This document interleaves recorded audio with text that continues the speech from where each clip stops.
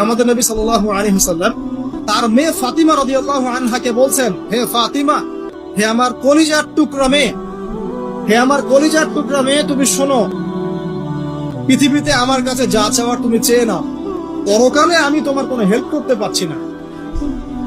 অথচ আমরা জানি নবী সাল্লাল্লাহু আলাইহি ওয়াসাল্লাম সবার জন্য কি করবে, সুপারিশ করবেন, সেটা অন্য বিষয়। তোমাকে তোমার হিসাব একাই দিতে হবে, নবী সাল্লাল্লাহু আলাইহি ওয়াসাল্লাম এটা বলেছেন। একদিন তিনি বাসায় ঢুকলেন, দেখছেন আয়েশা রাদিয়াল্লাহু আনহা কান্নাকাটি করছেন। আয়েশা বলে রাখি, আয়েশা রাদিয়াল্লাহু আনহা সম্পর্কে আমাদের নবীজি বলেছেন, তাকে প্রশ্ন করা হচ্ছে, আপনি পৃথিবীতে সবচেয়ে বেশি কাকে ভালোবাসেন? তিনি বলছেন আয়েশাকে। তারপরে কাকে ভালোবাসেন? আবু বকর। তারপর কাকে ভালোবাসেন? ওমর। কথা বুঝতে পারছেন? সেই আয়েশা রাদিয়াল্লাহু আনহা বাসায় কান্নাকাটি করছেন। তিনি বলছেন, কি জন্য কাঁদছো হে আয়েশা? আয়েশা রাদিয়াল্লাহু আনহা বলছেন, জাহান্নামের আযাবের ভয়ে আমি কাঁদছি। কি হবে ইয়া রাসূলুল্লাহ আমাদের শেষ?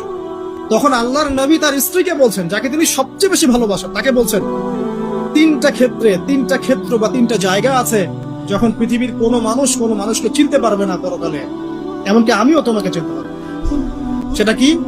যখন এই যে মিজানের পাল্লাটা দাঁড় করবে, যে এটা ভারী হচ্ছে না হালকা হচ্ছে, এ সময় কেউ কাউকে চিনবে না, কারো কথা কারো মনে থাকবে না। যে স্ত্রী সন্তানের জন্য আপনি সারা জীবন দুর্নীতি করে গেলেন, তার কথা আপনার মনে থাকবে না।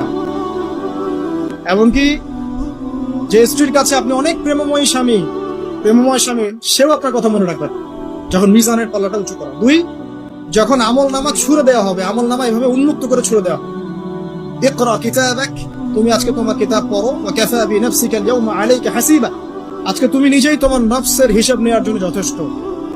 একটা হচ্ছে যখন মানুষ পুলসিরাত পার হোক, তখন কেউ কারো কথা বলবে না। এখান থেকে শিক্ষা কি? নূহ আলাইহিস সালামের পরিবারের সদস্য হয়েও তারা আল্লাহর আনুগত্য না করার কারণে জাহান্নামে যাচ্ছে। লূত আলাইহিস সালামের পরিবারের সদস্য হয়েও ঈমান না আনার কারণে তারা কি করছেন? জাহান্নামে যাচ্ছেন।